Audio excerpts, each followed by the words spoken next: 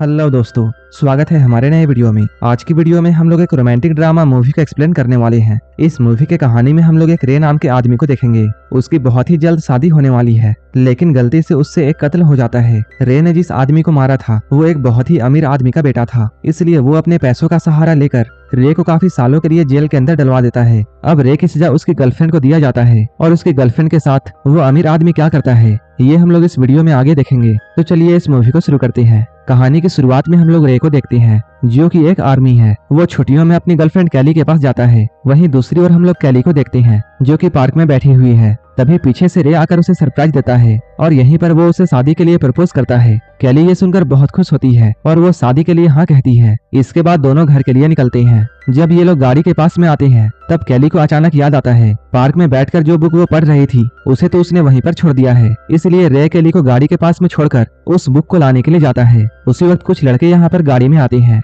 और वो कैली को अकेला देखकर छेड़ते हैं। तभी यहाँ पर रे आता है। रे इन लोगों को इग्नोर करके अपने घर जाने की सोचता है, लेकिन उनमें से एक लड़का रे के कार के पास आता है और वो कैली के सामने अजीब सी हरकतें करने लगता है, जिससे रे को बहुत गुस्सा आता है। रे अपनी गाड़ी से उतरकर उस लड़के के पास में आता है। यहाँ पर इन लोगों की फाइट होती है। वो लड़का रे पर चाकू से हमला करता है, लेकिन रे खुद को बचाने के लिए उस लड़के को धक्का देता है। वो लड़का जैसे ही जमीन पर गिरता है उसका चाकू उसी के पेट में घुस जाता है और उसकी मौत यहीं पर हो जाती है। इस लड़के का नाम किम था। इसके बाद रे और कैली लॉयर के पास जाते हैं। रे के ऊपर मर्डर के चार्जेस लग चुके थे। लॉयर इन्हें बताता है तुम्हारे पास दो रास्ते हैं, उनमें से पहला है तुम अपना जुर्म कबूल कर लो, जिससे तुम्हें 2 या 3 साल की पनिशमेंट मिलेगी, लेकिन इससे मैं तुम्हारी सजा को 1 साल करवा सकता हूँ। और अगर तुम अपना जुर्म कबूल नहीं करते हो तब तुम्हें 8 या 10 साल की सजा होगी। काफी सोचने के बाद रे ये डिसाइड करता है कि वो अपना जुर्म कबूल करेगा और वो 14 महीनों की सजा काटेगा। वहीं दूसरी ओर हम लोग एक अमीर आदमी को देखते हैं और ये किम का फादर है। वो अपने लोगों से ये कहता है तुम जाकर उस आदमी के बारे में पता करो जिसने मेरे बेटे को मारा है। इसके बाद उसके लोग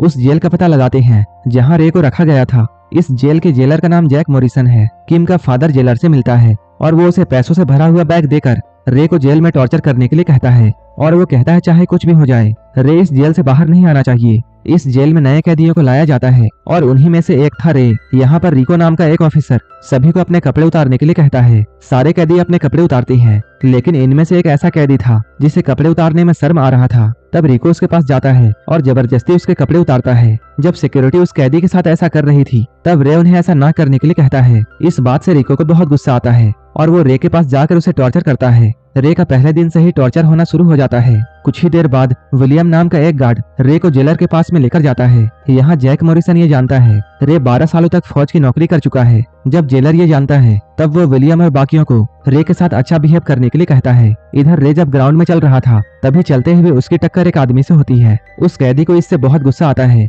और वो रे पर हमला करने लगता है। तभी पास में खड़ा मोजेन नाम का एक कैदी वहाँ आता है और वो रे के सपोर्ट में खड़ा होता है। जेल में बहुत तरह की ग्रुप्स थी, मोजेन उनमें से एक ग्रुप का हेड था। अब ये दोनों ग्रुप्स आमने सामने आ जाते हैं। इन लोगों का झगड़ा शुरू होने ही वाला था, लेकिन तभी विलियम यहाँ आता है और वो इन दोनों ग्रुप्स को शांत करता है। विलियम यहाँ रे को लाइब्रेरी में काम करने के लिए कहता है। लाइब्रेरी में रे को एक बूढ़ा आदमी मिलता है। वो रे को बुक रखने की जगह बताता है। रे जब लाइब्रेरी से अपने सेल की तरफ जा रहा था तभी उसी ग्रुप के कुछ लोग यहाँ आकर रे को परेशान करते हैं। रे यहाँ पर अपने गुस्से पर कंट्रोल करता है। इसके बाद वो अपने सेल में आता है। रे अभी अपने सेल में बैठकर डायरी पढ़ रहा था, तभी रिको यहाँ फिर से आता है। वो यहाँ आकर रे की तलाशी लेता है। डायरी चेक करने पर उसे रे की गर्लफ्रेंड की फोटो मिलती है। वो रे को चिढ़ाने के लिए उसकी गर्लफ्रेंड की फोटो को उसके सामने ही चाटता है। रे को ये देखकर बहुत गुस्सा आता है। रे रिको पर हमला करने वाला था, लेकिन बाकी 2 गार्ड्स रे को पकड़ते हैं। रिको यहाँ पर रे को और भी गुस्सा दिलाता है और वो गुस्सा दिलाने के लिए उसकी गर्लफ्रेंड की फोटो को फाड़ देता है। इसके बाद वो उसे कपड़े उतारने के लिए कहता है और रिको उसे थप्पड़ भी मारता है। रिको रे को और भी टॉर्चर करना चाहता था,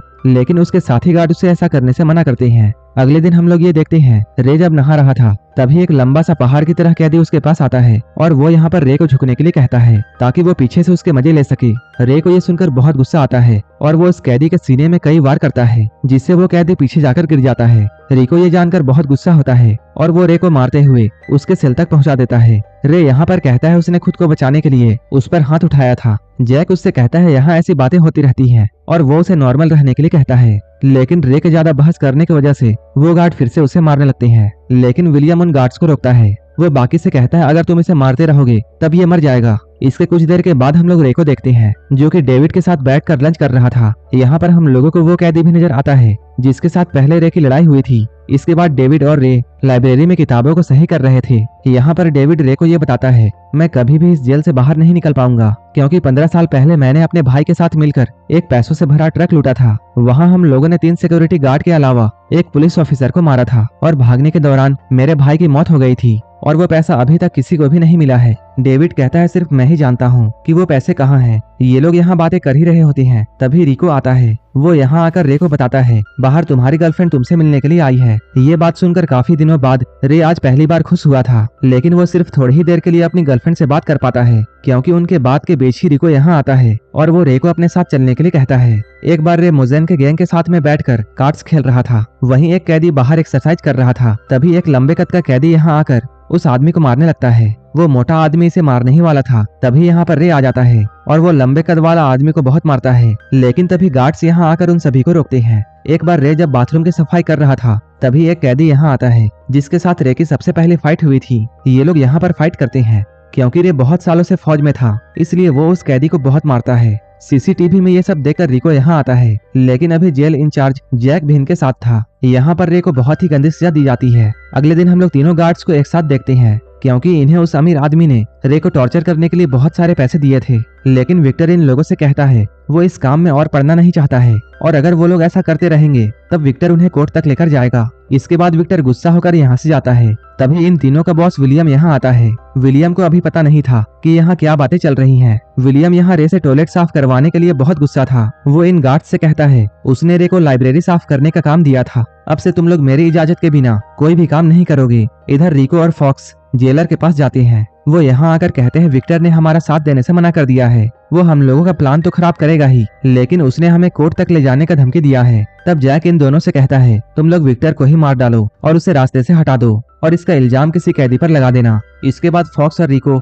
एक कैदी के सेल में जाती हैं। उसकी सेल की तलाशी लेते हुए उन्हें एक चाकू मिलता है। इसके बाद वो लोग उस कैदी को नीचे बिठाते हैं और उससे माफी मंगवाते हैं। अगले दिन जब वो कैदी टॉयलेट साफ कर रहा था, तब टॉयलेट साफ करते हुए उसे विक्टर की डेड बॉडी नजर आती है। तभी यहाँ पर फॉक्स और रिको आते हैं और वो इस मर्डर का इल्जाम उस कैदी पर लगा देते हैं। वहीं दूसरी ओर हम लोग रे और डेविड को देखते हैं, जो कि आपस में बैठकर बातें कर रहे थे। तभी रे डेविड से मोजेन के बारे में पूछता है। डेविड कहता है मोजेन बहुत पावरफुल है और वो जेल के अंदर से ही बाहर ड्रग्स का बिजनेस चलाता है, लेकिन दूर में खड़ा मोजेन का गैंग इन लोगों की बातों को नोटिस करता है। वो लोग यहाँ आकर रे से ये कहते हैं, जेल में जितने भी गैंग हैं, तुम उन्हें चूज करने से पहले बहुत ध्यान से सोचना, कहीं तुम हमारे दुश्मन ना बन जाओ, क्योंकि इस जेल में बहुत से गैंग्स थे जो कि मोजेन के गैंग के दुश्मन थे। अगले दिन जब डेविड और रे नहा रहे थे, तभी मोजेन के आदमी यहाँ आते हैं और वो लोग यहाँ आकर उस आदमी को चाकू से मारते हैं जिसने सबसे पहले रे को परेशान किया था। क्योंकि रे की उससे दुश्मनी थी, इसलिए उसके खून का इल्जाम रे पर आ जाता है। इसके बाद वो दूसरे गैंग के पास जाता है और वो कहता है उसने ये मर्डर नहीं किया है, इस मर्डर को मोजेन के गैंग ने किया है। दूसरे गैंग वाले इस बात का यकीन कर लेते हैं। कुछ दिनों के बाद रे की गर्लफ्रेंड उससे मिलने के लिए आती है, लेकिन फॉक्स और रिको उसके साथ बदतमीजी करते हैं और वो लोग सिक्योरिटी चेक के बहाने उसे न्यूड होने के लिए कहते हैं। कैली को मजबूरी में उनकी बात माननी पड़ती है और वो अपने सारे कपड़े उनके सामने उतारती है। इसके बाद रिको यहाँ से रे के पास में जाता है और वो यहाँ जाकर रे से ये कहता है, हमने तुम्हारी गर्लफ्रेंड को निकेट किया था। ये सुनकर रे को बहुत गुस्सा आता है, लेकिन वो अभी जेल के अंदर बंद था, जिसकी वजह से वो कुछ भी नहीं कर पाता है। इसके बाद रे को मोजेन के सेल में बुलाया जाता है। यहाँ पर ये लोग रे को मारते हैं, क्योंकि रे ने इनकी गैंग को ज्वाइन करने से मना कर दिया था। एक बार जब रे डेविड के साथ बैठा होता है, तभी रिको और फॉक्स यहाँ आकर उसे वर्कशॉप में लेकर जाते हैं, क्योंकि इन दोनों को मोजेन ने ऐसा करने के लिए कहा था। मोजेन यहाँ पर रे को धमकी देता है। वो कहता है जितने भी लोग तुम्हारे नजदीक हैं, जैसे केली और डेविड, वो उन्हें मार देगा। रे को ये सुनकर गुस्सा आता है और वो फॉक्स और रिको को मारने लगता है। रे के इस हरकत के लिए उसे एक अंधेरे कमरे में डाल दिया जाता है। जब विलियम इस बारे में जानता है, तब वो सीधा जैक के पास जाता है। वो जैक से पूछता है, फॉक्स और रिको को किसने कहा था कि वो रे को लेकर वर्कशॉप में जाए। ये सुनकर जैक बहुत गुस्सा होता है और वो कहता है, इस जेल का इंचार्ज मैं हूँ, इसलिए मैं जैसा चाहूँ कर सकता हूँ। वहीं इधर हम लोग इस सेल में रे को देखते हैं, जिसके साथ जानवरों से भी बुरा सलूक किया जा रहा था। ये कमरा बिल्कुल अंधेरा था, जिसकी वजह से कुछ ही हफ्तों में रे पागलों की तरह हरकत करने लगता है। यहाँ पर अकेले रहते हुए रे का दिमाग खराब हो चुका था। एक दिन विलियम रे को इस सेल से निकालने के लिए आता है। विलियम एक ईमानदार ऑफिसर था। वो रे से ये सब पूछना चाहता था कि आखिर ये सब क्या चल रहा है, लेकिन रे की अभी दिमागी हालत ऐसी थी कि वो विलियम से कोई भी बातें नहीं कर सकता था। अब काफी टाइम गुजर चुका है। और रे की हालत ठीक हो रही है। लेकिन इधर मोजैन अभी भी रे से बदला लेना चाहता है। मोजैन यहाँ पर अपने गैंग के एक आदमी को रे को मारने के लिए भेजता है, लेकिन उस आदमी की रे ने बहुत मदद की थी, इसलिए वो आदमी रे पर हमला नहीं करता है। मोजैन को यह देखकर बहुत गुस्सा आता है और वो उस आदमी को जान से मार देता है। जब रे को इस बारे में पता चलता है तब वो अपने गुस्से को काबू नहीं रख पाता है। वो सीधा मोजैन के गैंग के पास जाता है और वहाँ वो उनके गैंग के साथ लड़ता है। वो उसके गैंग के एक आदमी को मार देता है और वो सीधा मोजैन को चैलेंज करता है। तभी दूसरे गैंग के मेंबर्स जो कि मोजैन के दुश्मन थे वो रे के साथ में आकर खड़े हो जाते हैं। जैक यहाँ विंडो से ये सब देख रहा होता है, लेकिन वो रिको और फॉक्स को ये सब रोकने के बजाय कहता है इन लोगों को लड़ने दो। इधर रे और मोजैन की फाइट शुरू होती है। क्योंकि रे एक मिलिट्री सोल्जर था, इसलिए वो बड़े आसानी से मोजैन को काबू कर लेता है। वो मोजैन को जान से मारने ही वाला था, लेकिन तभी उसकी नजर डेविड पर पड़ती है, जो कि उसे इशारे से मोजैन को ना मारने के लिए कहता है, जिसके बाद रे उसे छोड़ देता है। इसके बाद रे यहाँ से जाने वाला था, लेकिन तभी एक चाकू मोजैन के पास गिरता है और वो उस चाकू को उठाकर रे पर हमला कर देता है। लेकिन तभी डेविड रे को बचाने के लिए बीच में आता है और दूसरे गैंग का लीडर मोजैन को यहाँ मार देता है। इसके बाद एक गार्ड रे को लेकर जैक के रूम में जाता है। जैक उसे बताता है उसकी पनिशमेंट बढ़ा दी गई है। रे ये सुनकर बहुत गुस्सा होता है। रे कहता है तुम लोग पैसों के लिए अपनी माँ को भी बेच दोगे। रे के इस बात से जैक को बहुत गुस्सा आता है। गुस्से में वो रे के पास में आकर उसे सारी सच्चाई बताता है। वो कहता है मुझे किम के फादर ने बहुत सारे पैसे दिए थे ताकि मैं तुम्हें इस जेल में टॉर्चर करूं और तुम इस जेल से बाहर ना जा सको, और इसलिए मैं तुम्हारे ऊपर इतना टॉर्चर करता हूं।